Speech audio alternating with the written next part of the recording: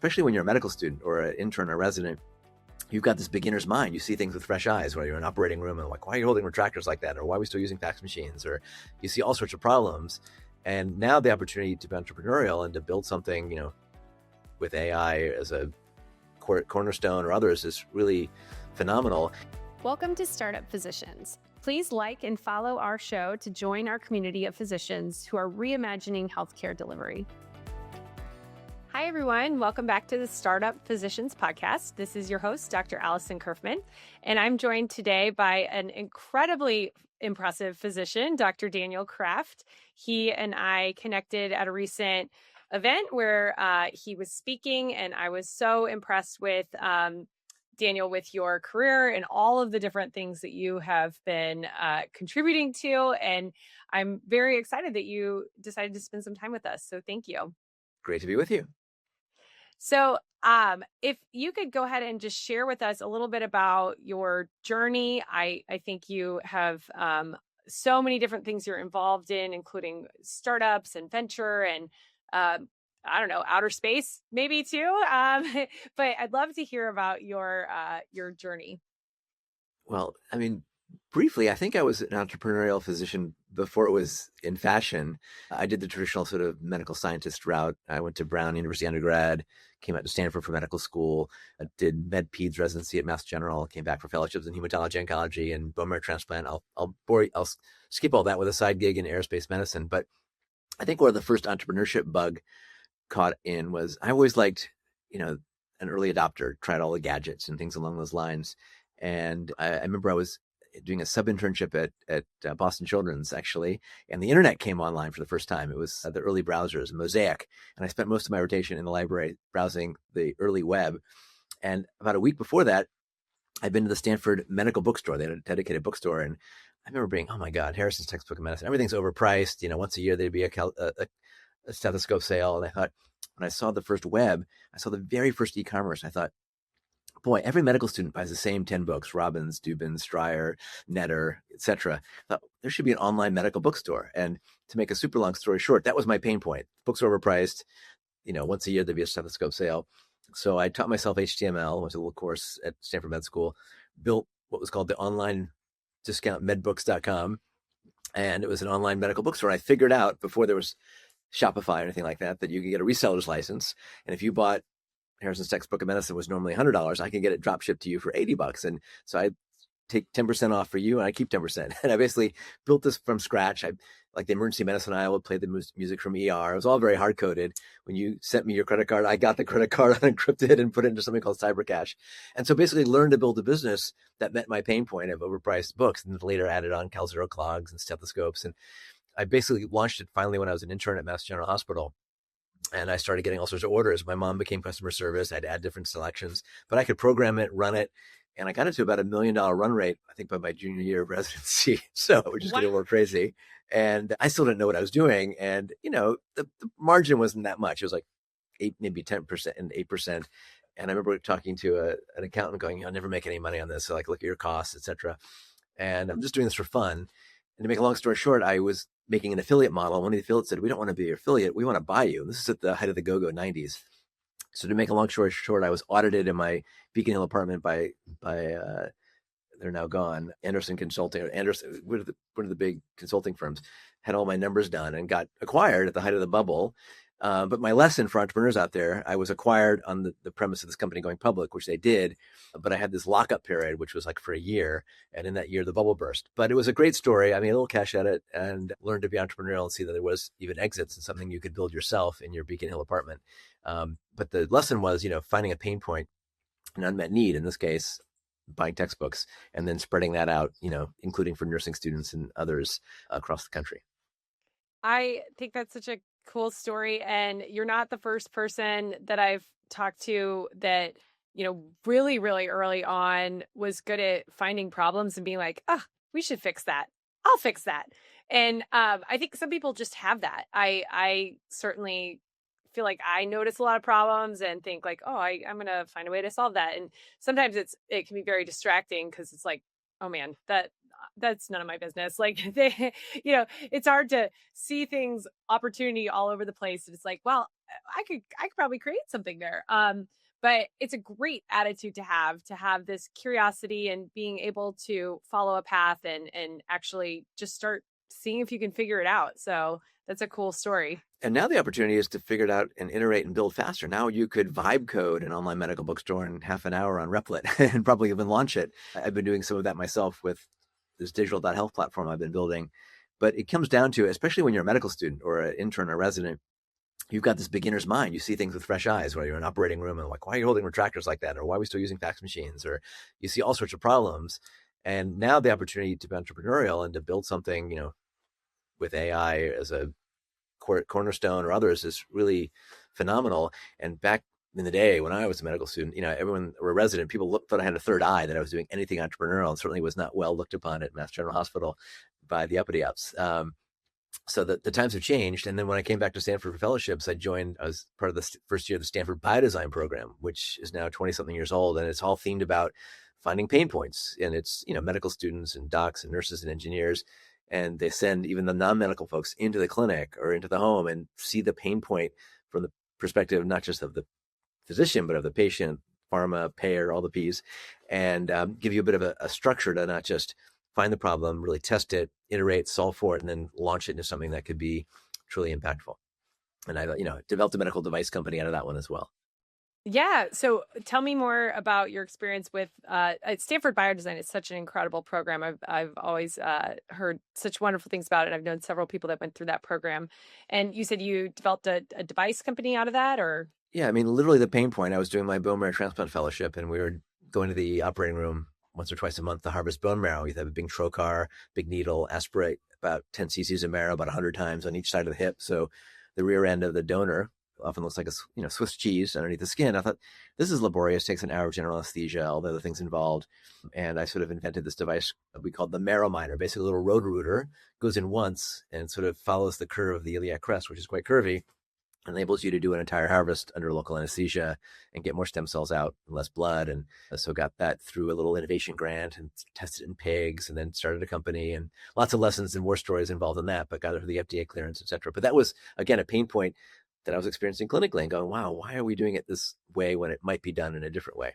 And the construct of having a community like Biodesign or other entrepreneurs like you and coaches and mentors is that, it takes a village, and it's often helpful to learn from folks who've been to the FDA pass, or know what regulatory elements are, or how to launch a device or an app.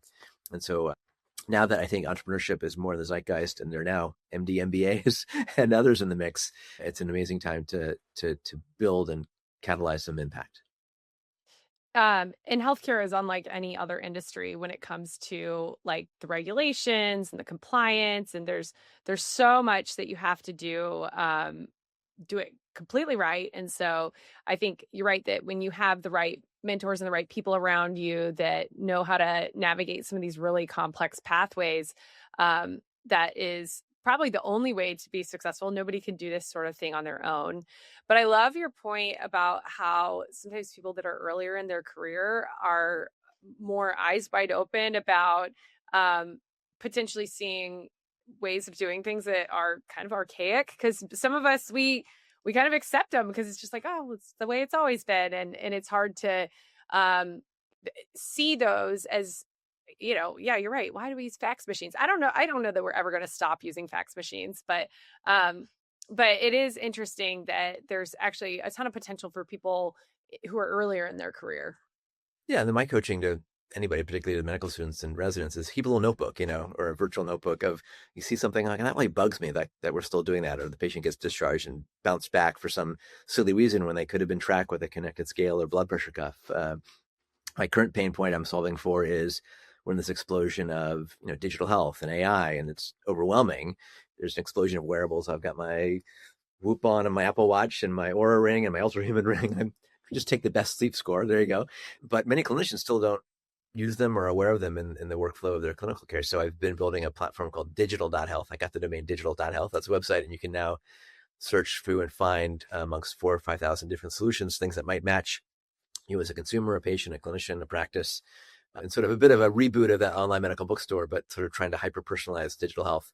And now you can, again, build those things with vibe coding, in your sleep. But the business models are still tough, and healthcare is hard. But there's nothing better than improvising not just a widget to make money, but to impact prevention, diagnostics, therapeutic, or public health.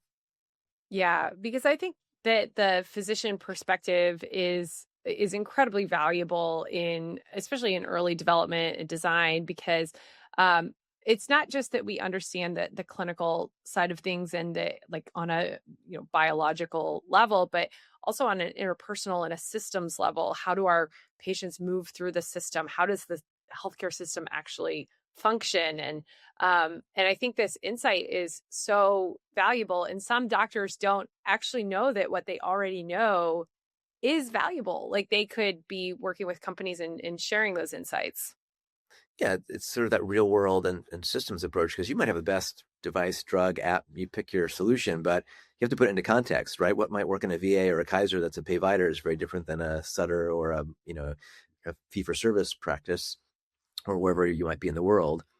One example of that, so I've part of my journey is, and we can talk more about that. I ended up chairing medicine for something called Singularity University and building a whole program looking at the future of medicine. It was called exponential medicine, now called Next Men Health. But in our first couple of years, we take everyone to the Garfield Innovation Center. That's the Kaiser Innovation Hub in the East Bay and the San Francisco Bay Area. And they actually mock up operating room, clinic, a home environment. They tested the beds fit the doors. And when you connect all these different dots and displays and platforms, do they work together? And do the nurses want to use it in the kind of the design thinking modality that you need to fit your solution into a larger practice or workflow or payment models or misaligned incentives? So as an entrepreneur, you can't be thinking just about the tech, but how it fits in to the bigger picture. A lot of that, again, is the whole ecosystem at play. Yeah, I think people that come from Stanford often are very familiar with design thinking, but when I talk to other physicians, it's not a concept that they're very familiar with. What are your thoughts about how that is important in the development of new solutions? I mean, design, when I think of design, it's often, or people boil down to UI or UX, user interface, and now, so much of healthcare has a terrible UI, right? The fax machine, the PDF labs. Now we're starting to see designers come in and build platforms like Function Health, where your patients are going themselves and getting their labs done and looking at them with progressive, beautiful displays with AI interpretation. That's kind of UI built as a wrapper on top of labs and an ordering process. Kind of the Uber. I always use Uber as an example. Uber is a exponential company that connected the dots between online payments and GPS and cars and traffic and made a good UI, the easy button, right? And a lot of that doesn't happen in healthcare, starting to with the consumerization of care. But design, how you put something together, what colors you use. And what's interesting in this new AI agentic age is you can adapt the user interface and the design based on the user's age, culture, personality, language, health goals, insurance. And so, a lot of the friction of care can be not designed out, but made much more engaging and even delightful. Yeah, you keep mentioning AI and I know you're quite an expert there. I that was actually the keynote that you were giving when we met, and I also gave a keynote a few weeks later on AI to another physician audience. And one of the themes that I see in AI is that physicians are while they're excited about some of the developments, they're a little concerned about where things are going. And I think that in general, change is really hard. And in my opinion, the next handful of years is going to change at a faster pace than like the past 30 or 40 years of healthcare. What would you say to doctors about the fear about AI?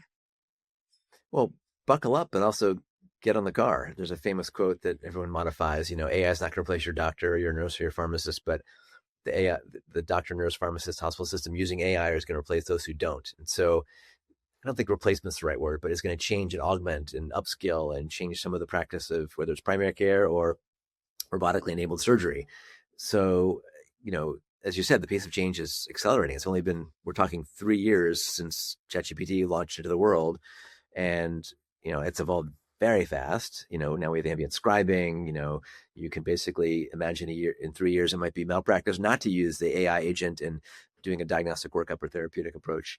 And just how quickly this has changed. When I was at Stanford Medical, well, as a fellow, the first self-driving cars were going around campus, falling off the road on Stanford doing the DARPA competition. Now Waymos will come to my front door. And I did a post the other day about what if healthcare is more like a self-driving car? Think about that's the convergence of all these technologies. It comes on demand, has your name on it, it has transparent pricing, it adapts to the weather. You can imagine all that in our healthcare journeys.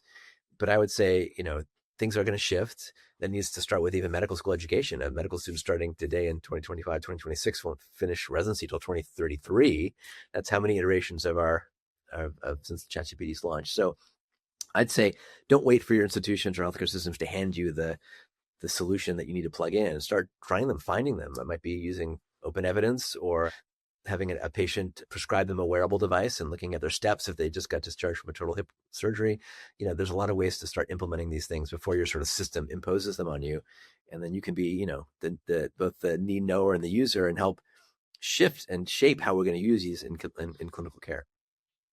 Yeah, and I think there's a lot of companies that are designing solution. Well, basically every company is trying to decide how to use AI in their solution.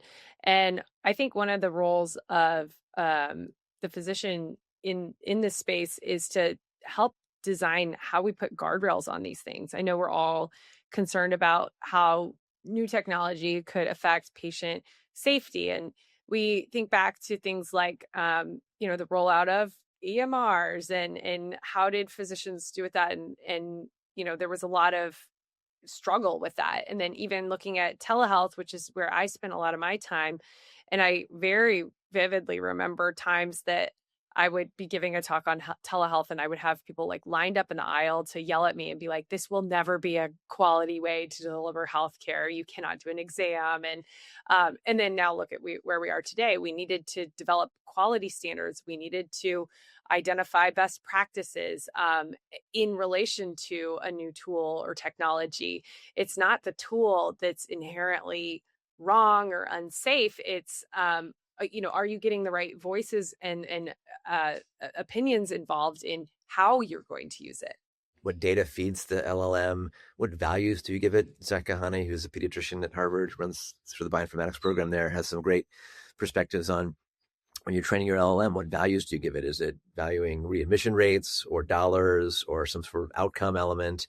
We all have different values we grow up with, but hopefully we're pretty aligned in healthcare about do no harm and do the right thing for the patient. But in some cases, misaligned incentives or data sets can creep in. So how do you educate your AI models before they start to really educate us in dangerous plays? And how do you put the guardrails on, particularly in our political environment where they're trying to sometimes take all the guardrails off and make it illegal to have any guidance or guardrails at all, because AI can be used to design a new drug or a bioterrorism weapon. You can make 3D printing to make a medical implant or to 3D print a gun. So all these things have lots of power and they're only getting faster, cheaper, and more available, which gives great power and great responsibility.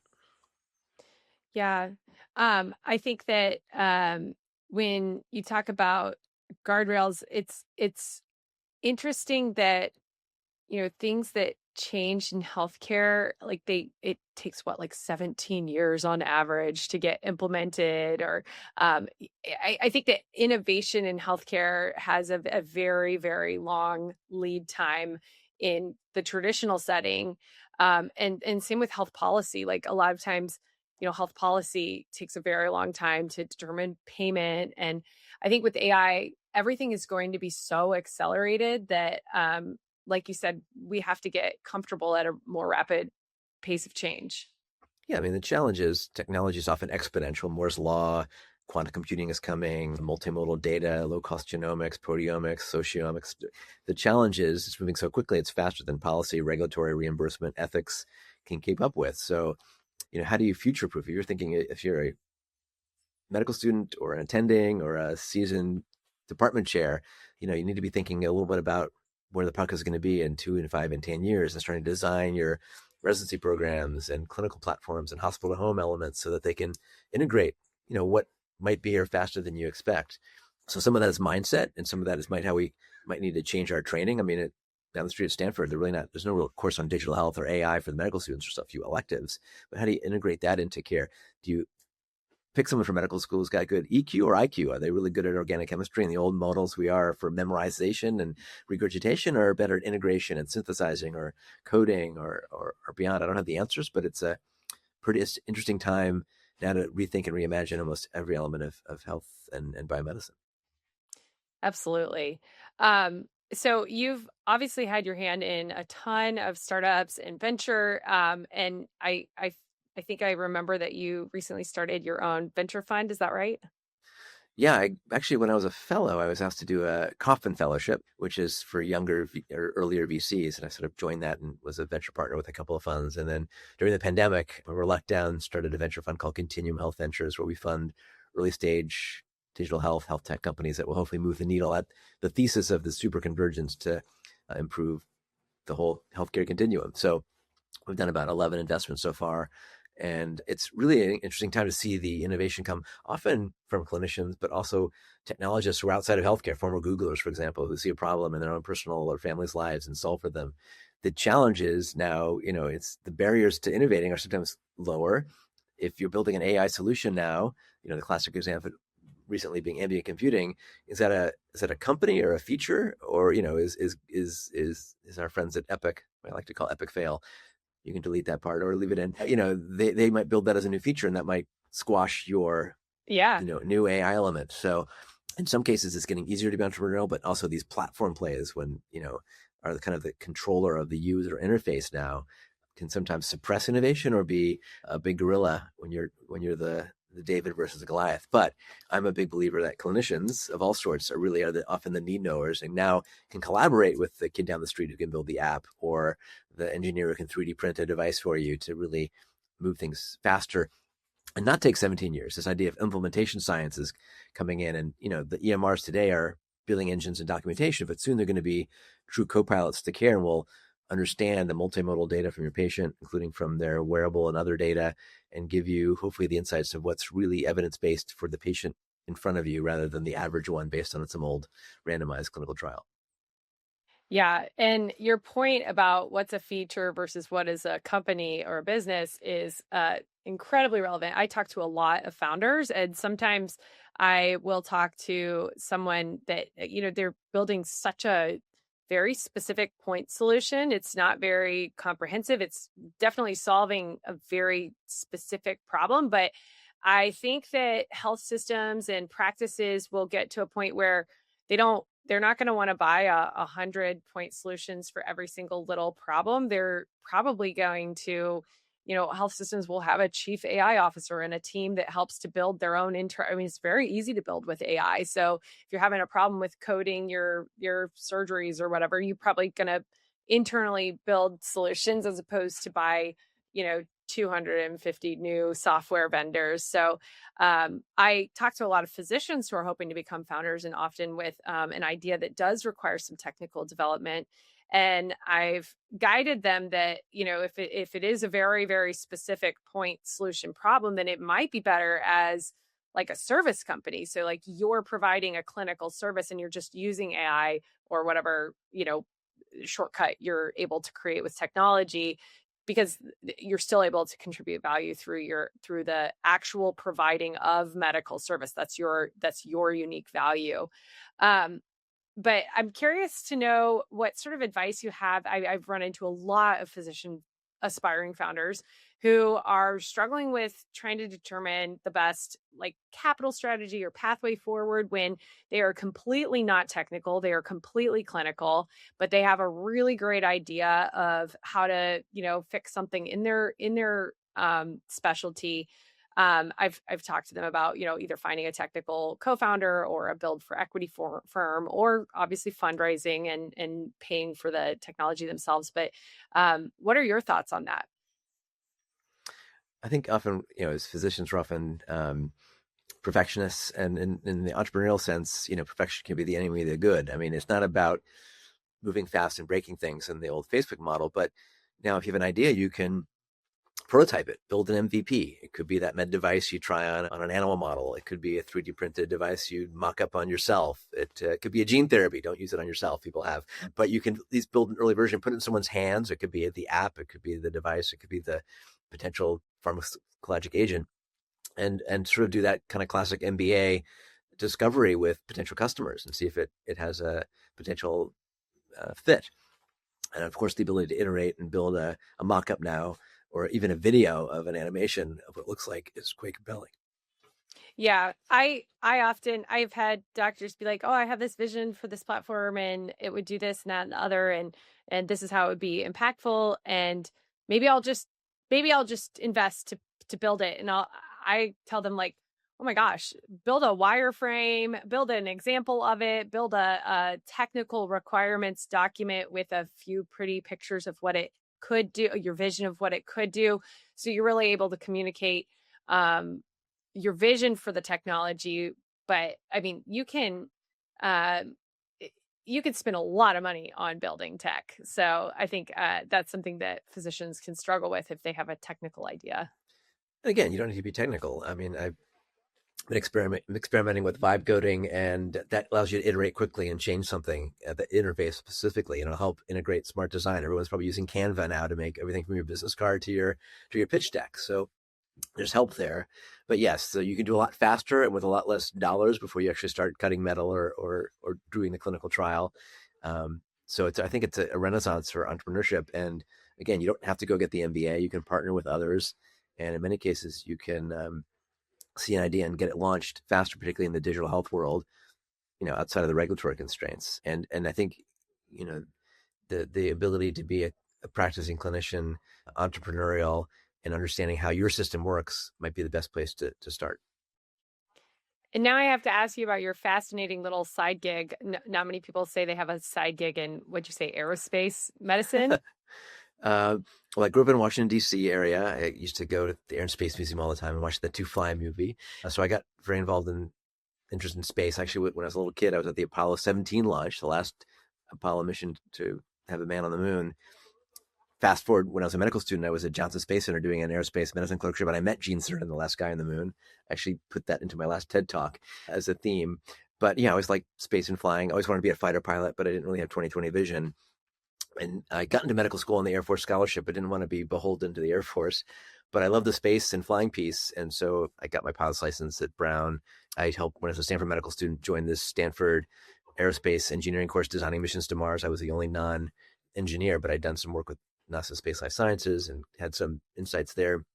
Went to a program called International Space University when I was a first-year medical student in Toulouse, France, where we designed missions to Mars as well, all about cross collaboration and crossing fields. And from there, I actually found out you could join the Air National Guard and be a flight surgeon. So sort of get trained in aerospace medicine, be the doctor for the pilots. You're not operating in the sky as a flight surgeon.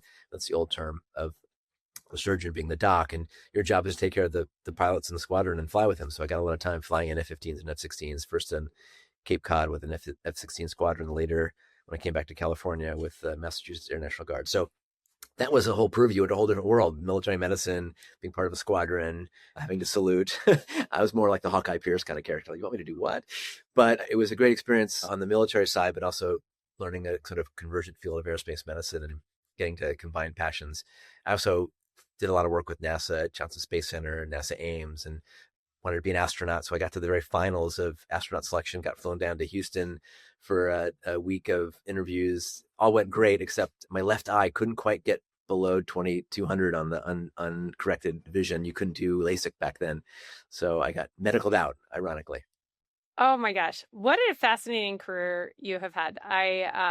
I'm so honored to have spent some time with you today and really appreciate all of your insights. Do you have any last thoughts or guidance for doctors that are, wanting to explore doing things outside of the traditional clinical realm? Well, the challenge for medicine is you have to often follow a pretty traditional class course, do pretty well undergrad, maybe take a gap year or two, which is great. Go to medical school, get into the good residency, maybe do a fellowship.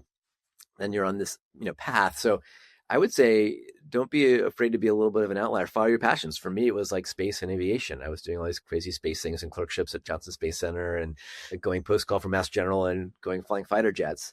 But that opens up your world. I think the most entrepreneurial things happen at this convergence and the cross fertilization of fields. And one big shift for me when I was a Hemong postdoc at Stanford is I went to my first TED conference. This is before there were TED Talks. This is in Monterey. And that opened up my world. I'm having lunch with, the founders of Google and Matt Groening, and that's Meg Ryan across the table from me, and crossing art, technology, design, and getting out of the silo of academic medicine. And that catalyzed a lot of new relationships and ideas that I've, I've stayed at TEDster. I've got 4 TED Talks that were all accidental. But I think the magic of being an entrepreneurial clinician is taking your blinders off a little bit, crossing fields, crossing technologies, looking where that convergence is going. If you're interested in that kind of mindset, I run a program now called NextMed Health, nextmed.health. We run a conference every year. That's a great place to get out of your silo, find folks from almost every field, from patients to startups to funders. And that's where we often kind of see the future a bit early. And that's sort of a theme, I think, that really helps entrepreneurs catalyze the future. That's incredible. And thank you so much for sharing that research and the work that you do. We will go ahead and put those links in the show notes. Thank you again so much for your time. We really appreciate it. And thank you everyone for listening. See you next time. Thank you for listening to Startup Physicians. Don't forget to like, follow, and share.